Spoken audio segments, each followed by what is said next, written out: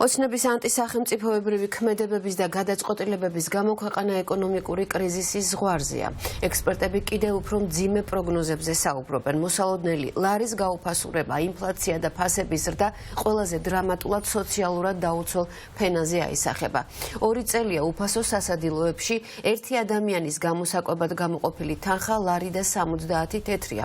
გაძვირებული ცხოვრების მიუხედავად თბილისის მერიამ ტარიფი წელსაც უცვლელი დატოვა. ნინო გიგაური ჩაგორთება ამ თემით პირდაპირ ეთერში გისმენინ. თბილისის მერი კახა კალაძე აპირებს, რომ 2025 წელსაც სწორედ 1 ლარად და 70 თეთრად გამოყვებოს სოციალურად დაუცველი ოჯახები. 2 წლის წინაც ეს თანხა 1 ლარსა და 70 თეთრს შეადგენდა. ეს ყველაფერი კი იმის პარალელურად, რომ ქვეყანაში გაძვირებული არის საკვები პროდუქტები, გაძვირებული არის სხვადასხვა სახის მომსახურება, იქიდან გამომდინარე, რომ საკვების ღირებულება გაზრდილი არის. წარმოუდგენლად მიაჩნიათ კალაძის ოპონენტებს, როგორ შეიძლება სოციალურად დაუცველმა ადამიანებმა მიიღონ იგივე სახის მომსახურება, მიიღონ იგივე ულუფა უფასო სასადილოებში, იმავე ხარისხით, იმავე ოდენობით, სწორედ იგივე თანხად. საუბრობენ ასევე კალაძის ოპონენტები სხვა პრობლემასთან დაკავშირებითაც, კარტერულ გარიგებებზე, სხვადასხვა რაიონის უფასო სასადილოებში ტენდერები გადანაწილებული აქვს 4 კონკრეტულ კომპანიას.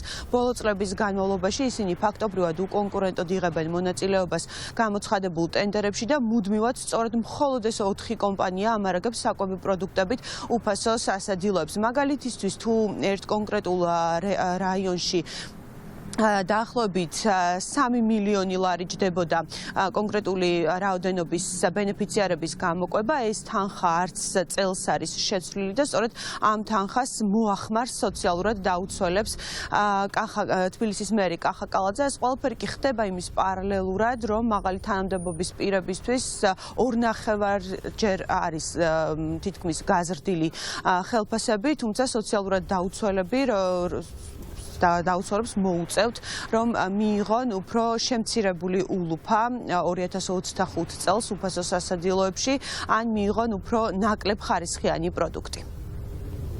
ანუ 3.142.000 ლარად გამოყვება 2023 წელს და 2025 წელსაც იგივე თანხით აპირებს, რომ გამოყვებოს.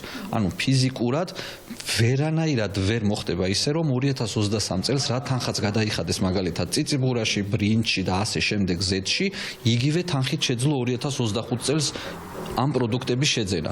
ეს ნიშნავს იმას, რომ უნდა გაუარესდეს ხარისხი, ეს ნიშნავს იმას, რომ ბენეფიციარი ვერ მიიღებს იმ საკვებს, რა საკვებიც უნდა მიიღოს, უნდა შემცირდეს ულუფა, უნდა შემცირდეს მაშინ ბენეფიციართა რაოდენობა და საბოლოო ჯამში ეს მომსახურება გახდება ბენეფიციარისთვის არა კარგის მომტანი, არამედ უხარისხო პროდუქტი და ეს არის კორუფციის ბუდე. ასე რომ კალაძე რასაც გვეუბნება უფასო სასადილოების მიმართებაში, ყველაფერი არის ტყუილი.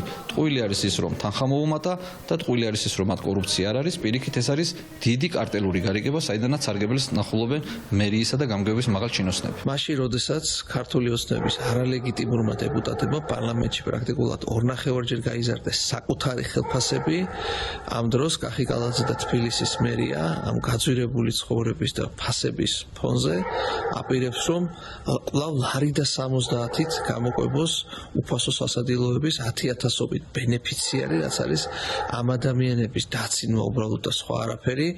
ეს ნიშნავს იმას, რომ კვების ხარისხი კიდევ უფრო მეტად გაუარესდება და ისინი ისედაც ძალიან მცირე ულუფას იღებდნენ ყოველდღიურად და ეს ნიშნავს იმას, რომ ბიძინა ივანიშვილის ქართულ ოცნებას არაფერი არ აინტერესებს საკუთარი კეთილდღეობის ფუფუნების გარდა, მათ არ აინტერესებთ ხალხი, არ აინტერესებთ ის მოსიმშილე ბავშვები, მოსიმშილე ადამიანები, რომელიც სამწუხაროდ ამ ქალაქში და ამ ქვეყანაში ძალიან ბევრი ყავს.